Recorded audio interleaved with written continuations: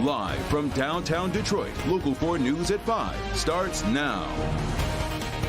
They barely made it out with their lives. Fire rips through a Detroit apartment complex, sending 11 people to the hospital. It's good to have you here with us at 5. I'm Kimberly Gill. I'm Devin Skillian. Firefighters had to kick down doors and smash out windows to get people to safety. This happened at a building on LaSalle near Linwood and the Davison, and Sean Lay is there live right now. Firefighters got there pretty quickly, didn't they, Sean? In about 4 minutes. Now they are back for another time here. Let me show you around. Fire crews here, engine 40 with the ladder up in the air because of hot spots that continue to flare up. Follow me this way. Smoke was just pouring out of some mid-level windows right there. These are the windows firefighters were making rescues all morning long, pulling people out of this fire through those windows. I want to direct your attention to this window over here on the 3rd floor. That is the window where a young mother of 2 fell out. Fell out of that window. Now we're going to hear from her sister. We just spoke with her. She says the young woman that fell out of here is in the hospital and she has been badly injured. Take a look.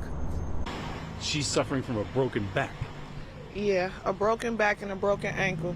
That is the voice of the sister of this young mother of 2, Antonique Harrison. Harrison was rushed into emergency surgery after she fell while hanging out of her 4th-story window with this fire closing in fast. She panicked. She said she climbed out the window and was trying to hold on. She could hear the fire department coming, but by her having nails, she wasn't able to hold on, so she fell from up there to the ground. Harrison's 3-year-old daughter and 11-year-old son were not home at the time when this fire broke out. The fire is reported in an apartment building. Of course, a civilian trap. Fire showing.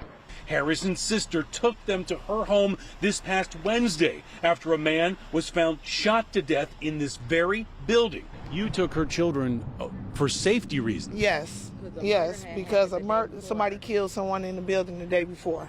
Is the murder and this fire connected? That is under investigation. But first, Detroit Fire had to make rescue after rescue. Listen to Detroit firefighters on their radios asking for more ladders to reach more people. I need additional 35-foot ladder to the back of the building. I need rip packs to the back of the building. We were pulling people out of the 2nd or 3rd story. We put ladders up. We rescued people. We transported 11 civilians to the hospital.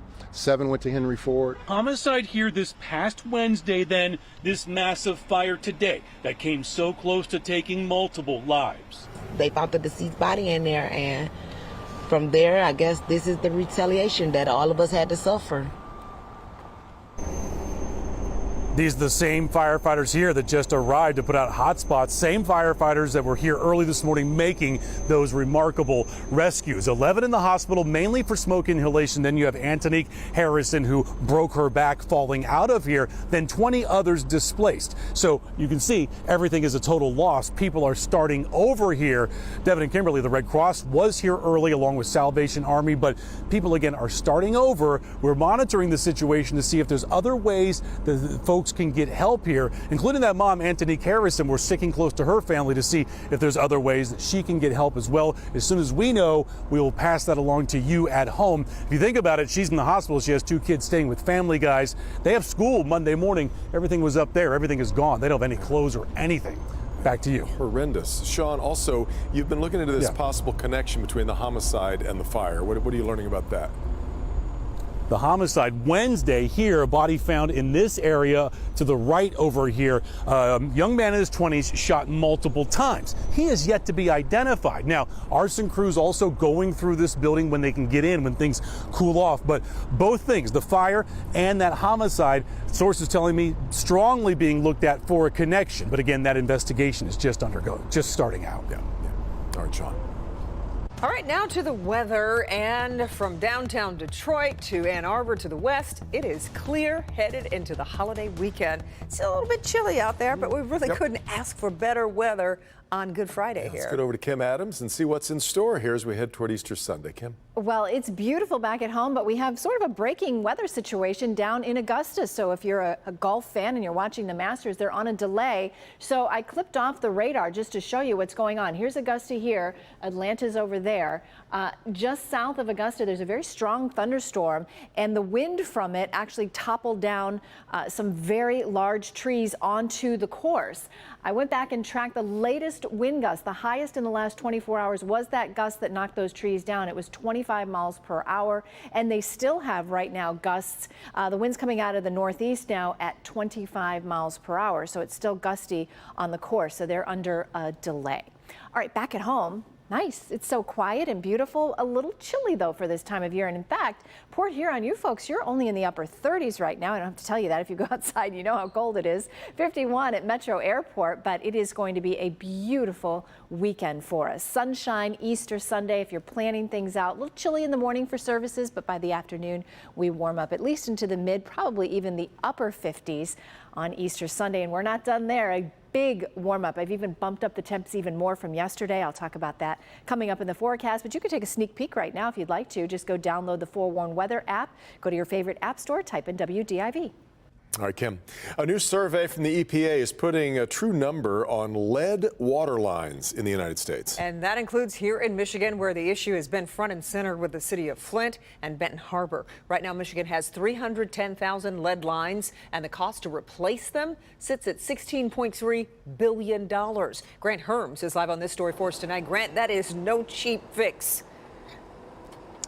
Kimberly, Devin, it is not, but that is something that we already knew. What we didn't know was just how steep the price to fix these lines would be. And now tonight there are new worries that the number of lead lines, meaning the cost to fix and remove all of those, could be even higher. In a first-of-its-kind survey, the EPA releasing state-by-state totals of just how many lead water lines are running just below the surface. According to the EPA, Michigan has just under 302,000 lead lines, but the National Resource Defense Center says they have concerns. They just eliminated about 700,000 of the estimated number of unknown service lines in the state, meaning that they only added 100,000 to the number that we have right now. The EPA also saying the cost to replace those lines is 6.5 times higher than previous estimates, a daunting $16.3 billion over the next 20 years. In a statement, the head of the Michigan Municipal League writing in part, the recent EPA study highlights the immense need for a coordinated approach from federal, state, and local governments to address the water infrastructure needs in communities across Michigan and the United States. It is imperative that local water suppliers have the resources necessary to repair, replace, and rebuild their infrastructure. But there is good news. Michigan is a leading state when it comes to lead line removal, with some of the strictest heavy metal laws in the country. We are ahead of all of the other states in terms of our inventory and the sophistication of our inventory. Now, despite our high-profile lead line problems, you think Flint, you think Benton Harbor, Michigan actually ranked somewhere in the middle of the pack here. The top spot went to Florida, which has a lot of experts scratching their heads because so much of the construction there is a lot newer than states here like Michigan. Back to you. And Grant, these new numbers could also change how much money Michigan could get to help fix this problem. Certainly could. That was something we reported on over the summer. Huge disparities between places that did not have a lot of lead lines, places like Michigan that did have quite a few lead lines. In some cases, Michigan was getting shortchanged by thousands of dollars. Now with these new numbers out, the federal government and Congress will use these numbers to dole out that money a little more equitably, and we'll see that hopefully coming by the end of this year. Back to you. We'll be watching it. Okay, Grant, thank you. Now to something that happens only 3 times every century. This weekend, Easter, Passover, and Ramadan all overlap. Leaders from those 3 major faiths view it as a time for all of us to come together and celebrate the things that really matter. Priya Mann live with more here. And Priya, the message here, finding common ground. Yeah, that's right. You know, we spent the day talking to faith leaders, and they stress the importance of unity, saying the traditions may be different, but that power and love that you have in your faith is truly remarkable. It can be a transformational thing. And just take a look at some of the prayers happening across Metro Detroit today. Across Metro Detroit and the world, Muslims, Jews, and Christians are all observing religious holidays, with Ramadan, Passover, and Easter weekend coinciding in early April. Packed services on Good Friday at Sweetest Heart of Mary Catholic Church on Detroit's east side. We caught up with Father Mario Amore downtown at St. Aloysius Catholic Church. We began Lent with an ice storm, and on Good Friday the sun is shining, and it's a reminder to us that Easter is on the way. The Lord is risen from the dead, and He promises us new life, just like the weather indicates for us. Over in Dearborn, congregational prayers at the Islamic Center of America during the holy month of Ramadan. It's a chance to become more humane during this holy month, so we're blessed to have this opportunity to be guests of God during this month. In the Jewish faith, Passover is one of the most widely celebrated holidays, known as the Festival of Freedom. The themes of the holidays are universal, as I mentioned, and I'm just going to talk about Judaism because that's what I know.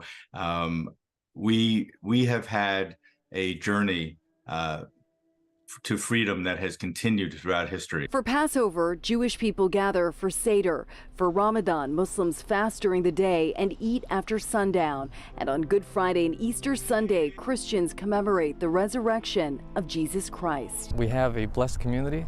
We have a diverse community, which means it's an opportunity for us to learn from one another.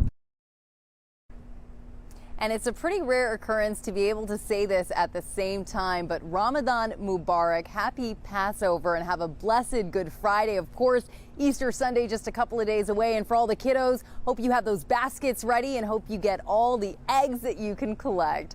Reporting live tonight, I'm Priya Mann, Local 4. Really astonishing. Only 3 times every century. Really extraordinary. All right, Priya.